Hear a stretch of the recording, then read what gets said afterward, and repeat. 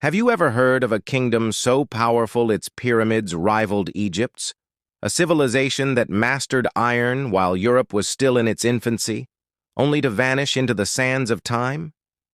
Today, we journey south of Egypt, deep into the heart of ancient Nubia, to uncover the mystery behind the fall of the mighty kingdom of Kush and its legendary capital, Meroe.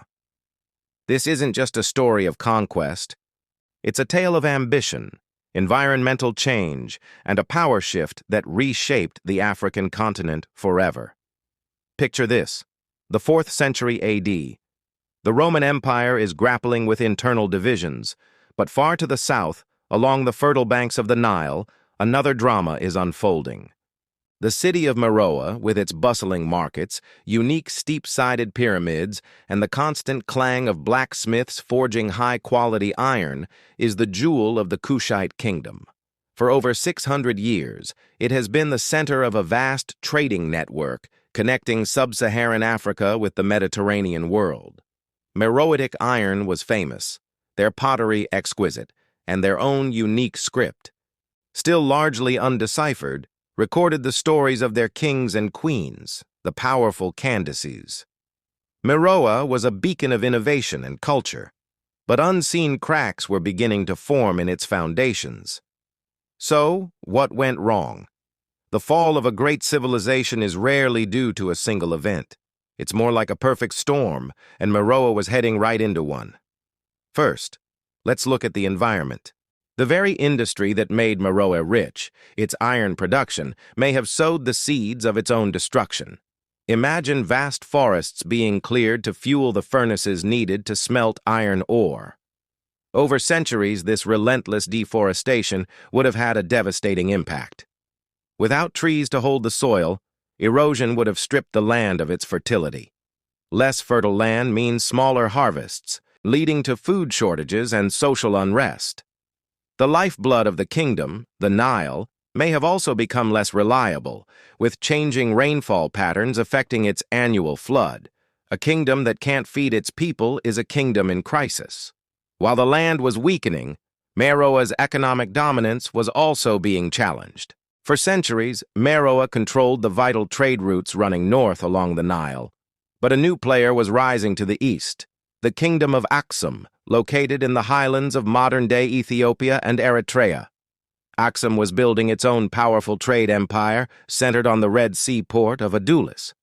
As maritime trade routes grew in importance, the old overland routes controlled by Meroe became less critical.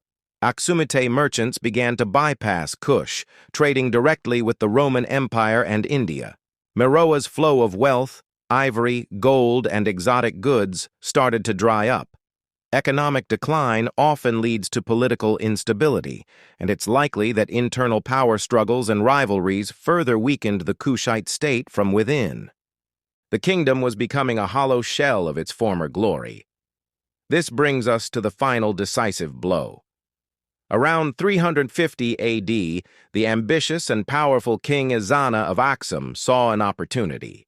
Ezana, a recent convert to Christianity, was eager to expand his empire's influence and secure his trade routes once and for all. He documented his campaign on a stone monument, the Ezana Stone, boasting of his conquest. He marched his armies into Nubia, targeting the heart of his rival.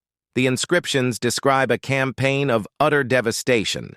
Ezana claims to have razed the towns of the Kushites, smashed their temples, and taken its people captive. He saw the Kushites as a threat to his kingdom's security and economic prosperity. The invasion was not just a military conquest, it was a cultural and political cataclysm. The great city of Meroe was sacked and abandoned. The central authority of the Kushite kings was shattered, and the kingdom splintered into smaller successor states. In the north, the kingdom of Nobatia emerged, followed by Makuria and Alodia further south. These new kingdoms would eventually convert to Christianity, but the unique Meroitic language, its mysterious script, and the worship of their traditional gods like Apidamak, the lion-headed warrior god, faded into memory. The iron forges of Meroe fell silent, and the once mighty pyramids were left to the encroaching desert sands.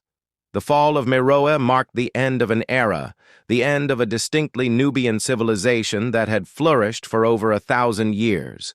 So, was it Aksum's military might alone that destroyed Meroe? Or was King Ezana simply delivering the final push to a kingdom already crumbling from within due to environmental degradation and economic collapse? The evidence suggests it was a combination of all these factors. Meroe's internal weaknesses made it vulnerable, and Aksum's external ambition provided the final fatal strike. The fall of Meroe is a powerful reminder that even the greatest civilizations are not immune to the pressures of environmental change, economic shifts, and the ambitions of their rivals. The legacy of Kush and Meroe didn't completely disappear. Its influence lived on in the successor kingdoms and in the rich archaeological heritage that continues to fascinate historians and explorers today. The silent pyramids and temple ruins stand as a testament to a powerful African kingdom that once stood as a giant of the ancient world. Its story is a crucial part of our shared human history, a tale of ingenuity, power, and ultimate decline. What do you think was the most significant factor in Meroe's downfall? Let me know your theories in the comments below. Thanks for joining us on this journey into the past. If you enjoyed this video and want to uncover more lost histories, please give it a thumbs up, subscribe to the channel, and hit that notification bell so you never miss an expedition. We'll see you in the next one.